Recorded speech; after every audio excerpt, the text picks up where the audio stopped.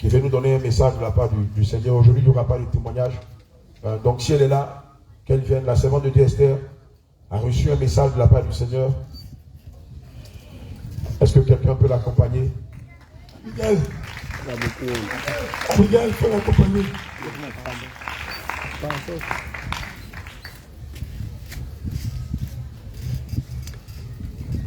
Bien, il faut l'accompagner. Non, voilà, maman. On peut lui donner le micro, s'il vous plaît. Sois fortifié, sois fortifié. En tout cas, sois fortifié. Regarde son papa.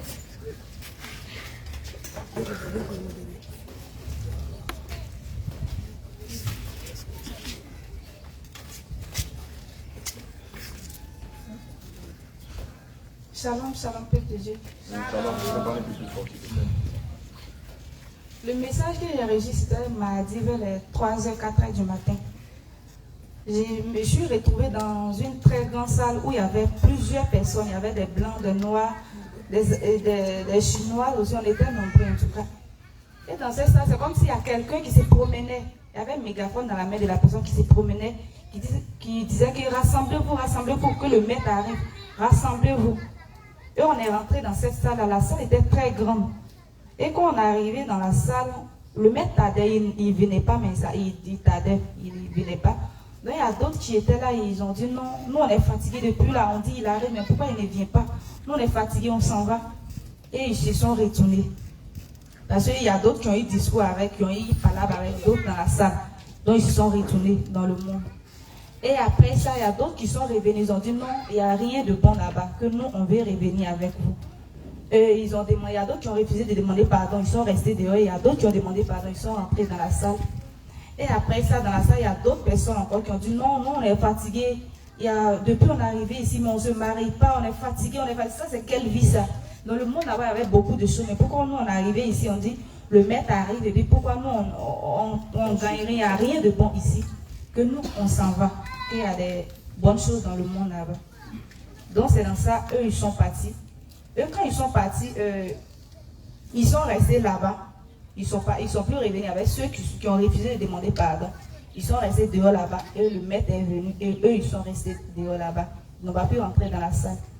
Et quand je me suis réveillée, moi, ils pensaient que le message était pour moi seul. J'ai dit non, ça c'est le Seigneur en train de me dire de ne pas sortir dans la bergerie parce qu'il est en route. Mercredi, je suis partie au travail. Parce que mon père m'a dit de faire vocal que c'est pour toute l'église. J'ai dit non, c'est pour moi seul. Mercredi, je suis partie au travail, j'étais en train de découper oignons pour faire, comme dirais-je, viande. Et la voix m'a dit, Esther, il t'a donné mes message pour mes enfants, et toi, tu dors dessus. Que gare à toi, si tu ne parles pas, que quelqu'un se retourne là-bas. Parce qu'il dit, ici, parmi nous, il y a d'autres qui disent, non, moi, il y a longtemps, il souffre que je veux me retourner, que là-bas, il y a des bonnes choses, que je veux me retourner dans le monde.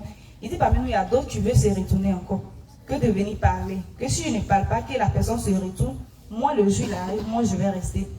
Et il dit, ceux qui sont déjà partis, c'est vrai qu'il y a beaucoup de personnes qui se sont retournées, que parmi ces personnes-là, il y a d'autres qui ont été blessés, qu'il est temps là, mais il vous a, ceux qui sont partis, qui sont plus de la bergerie, le Seigneur dit de revenir, qu'il n'y a rien de bon là-bas. Il dit de revenir à la maison, que dehors là-bas, il n'y a rien de bon dehors, de revenir à la maison parce qu'il est à la porte. Ceux qui sont blessés. Que ceux qui sont blessés, revenez, que c'est lui qui guérit les cœurs blessés. C'est vrai qu'il y a plusieurs personnes qui ont été blessées, mais revenez. Et lui, il va s'occuper de tout. Et il y a d'autres aussi qui n'ont pas été blessés, mais qui ont dit non, moi je suis fatigué, ça c'est quelle vie ça? Ils se sont retournés dans le monde. Mais revenez parce qu'il n'y a rien de bon là-bas. Et revenez. Parce que moi, il voulait garder, il m'a dit, ah Esther, toi tu veux t'asseoir dessus. C'est vrai qu'ils ont été blessés, mais toi regarde, dans les débuts, Lucifer t'a utilisé, t'as failli diviser l'église. Lucifer a failli diviser l'église à travers toi.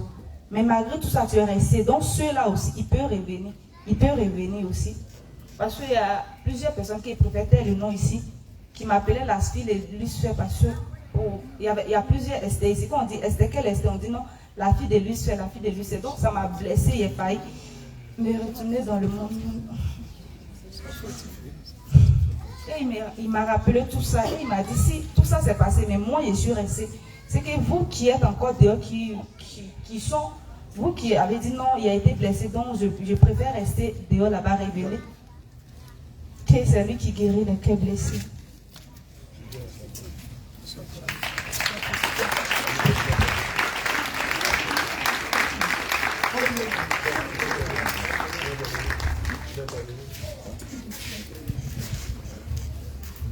Alléluia.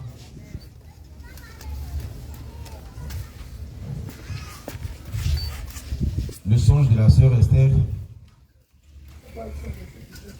la vision, excusez-moi, il s'agit tout simplement de l'église de Christ. Aujourd'hui, pendant que d'autres cherchent à entrer, il y en a d'autres encore qui sortent de l'église, de la bergerie. Alléluia. Et beaucoup d'enfants de Dieu aujourd'hui ne supportent pas la saine doctrine.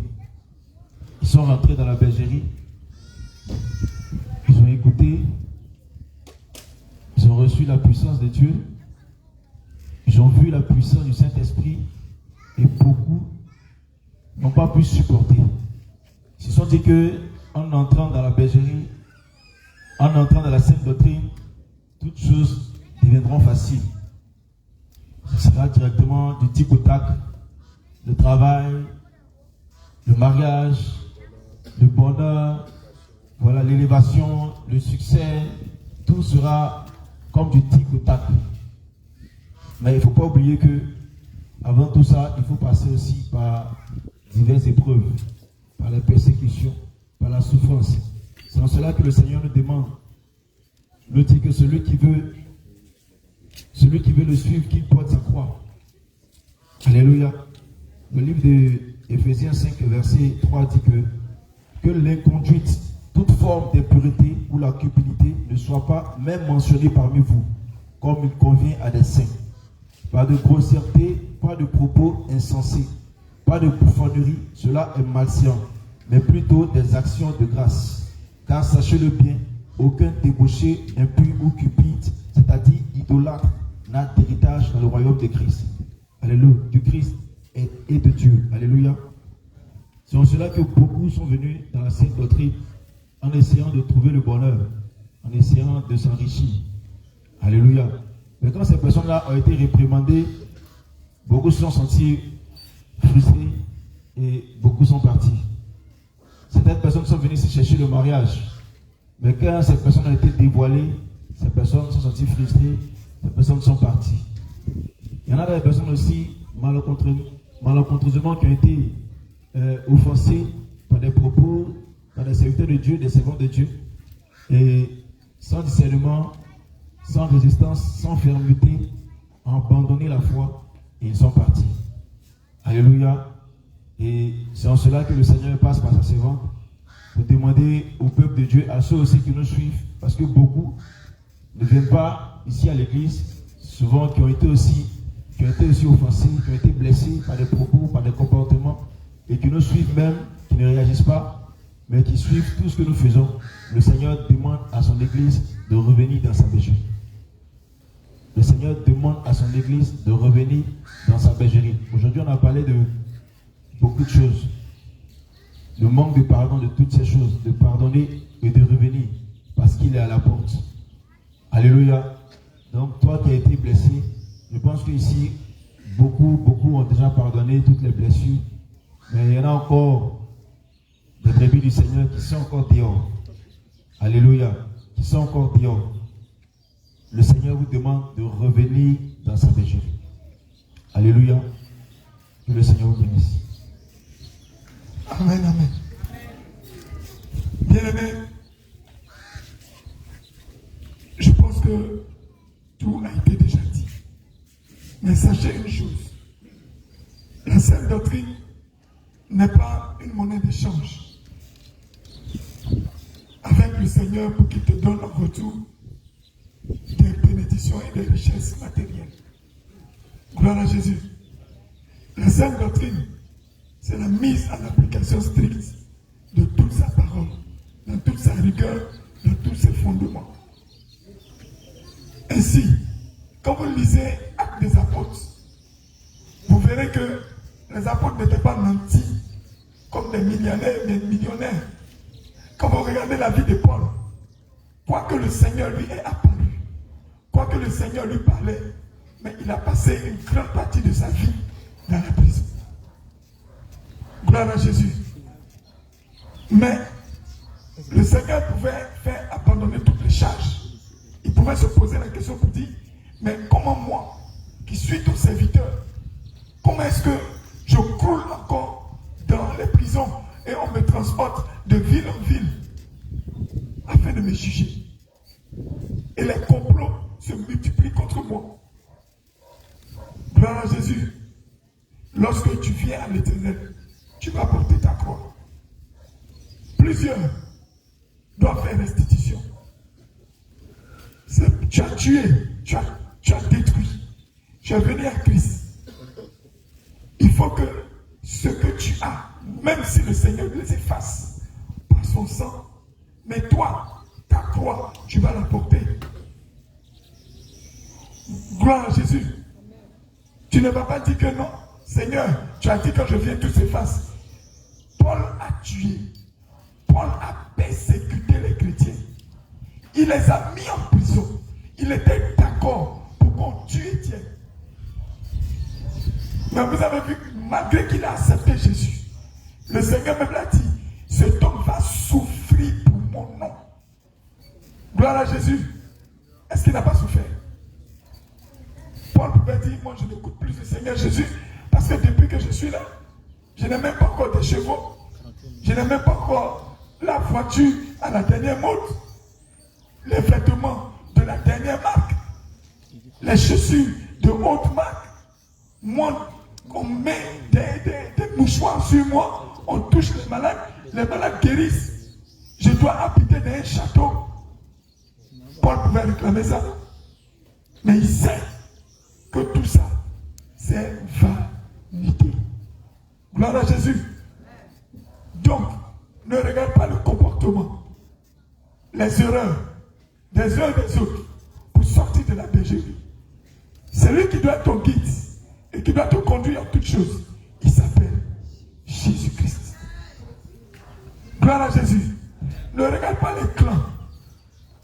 Quoique le Seigneur les dit, ne regarde pas l'influence des boucs au milieu des brebis. Reste ferme. Reste ferme sur celui qui a donné son sang, sa chair et sa vie pour toi. Il s'appelle Jésus-Christ. Et ne l'oublie jamais. Gloire à Jésus. Quand tu viens ici, le Seigneur peut te mettre à l'épreuve. Souviens-toi, il a dit. Il enverra même des anges chez vous pour vous éprouver, pour vous tester, pour voir votre hospitalité, pour voir votre niveau de charité. Gloire à Jésus. Si donc, il peut le faire dans votre maison. Ce n'est pas ici qu'il ne peut pas éprouver quelqu'un. Tu peux être éprouvé au travers d'un frère, au travers d'une soeur. Mais cela ne veut pas dire qu'à cause de lui, je sors.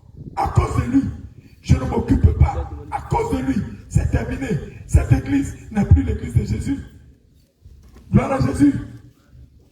C'est l'occasion d'appeler et d'interpeller tous les bien-aimés, les frères et sœurs qui ont connu ce ministère, qui étaient ici avec nous et qui malheureusement, pour des problèmes liés à la chair, des problèmes de chair, des problèmes charnels, se sont retirés au risque de perdre le salut. C'est l'occasion pour vous de revenir à la bergerie. Personne ne vous juge, personne ne va vous indexer, personne ne va vous contraindre avec des propos malveillants. Le Seigneur l'a dit, c'est lui qui vous appelle. Que le Seigneur vous fortifie et que le Seigneur vous bénisse. Tu vas acclamer le Seigneur Jésus-Christ. Gloire à Jésus.